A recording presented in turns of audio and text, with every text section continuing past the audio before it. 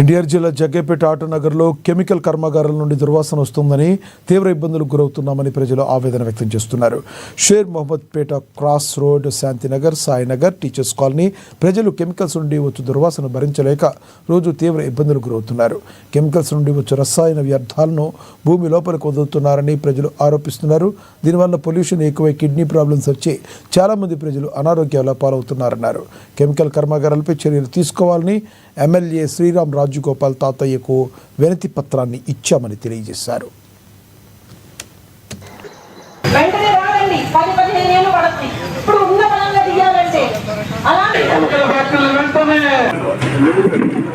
జగ్గైపేట ప్రజలు chemical factory వాళ్ళ pollution తోటి అల్లాడిపోతున్నారు. వాళ్ళ యొక్క జీవించే హక్కులు కోల్పోయి ఎవరికి మొరపెట్టుకోవాలో తెలియక నాయకుల చుట్టూ అలాగే అధికారుల చుట్టూ తిరుగుతూ వారి యొక్క టైంని, ఆరోగ్యాన్ని, సంపాదనలు, కుటుంబాలని కూడా నష్టపోవడం జరుగుతూ ఉంది. దీని మీద ఇప్పటికైనా కూడా స్పందించమని చెప్పేసి నాయకులను అడగటానికి అందరు నాయకులు ఎండ దగ్గరికి రావడం వల్ల ప్రార్థించడం జరుగుతూ ఉంది. అదేవిధంగా కోర్టును కూడా ఆశ్రయించడం జరిగింది. ఇప్పటికైనా మేల్కోకపోతే ఈ ప్రజల యొక్క నష్టం, ఆ కష్టం తిరుగుబాటుగా మారి ఏ స్థాయికి వెళుతుందో అర్థం చేసుకోవాల్సిందిగా నాయకుల్ని, పొల్యూటెంట్స్ ఎవరైతే ఉన్నారో వాళ్లే అనుభవించక తప్పదని చెప్పేసి మాత్రం మేము ఖచ్చితంగా చెప్తున్నాం. బాధితుల తరపున బాధితులంతా కూడా జగ్గైపేట నియోజకవర్గం వైడ్గా ఇవాళ ఒక యూనియన్గా ఫామ్ అవుతున్నాం.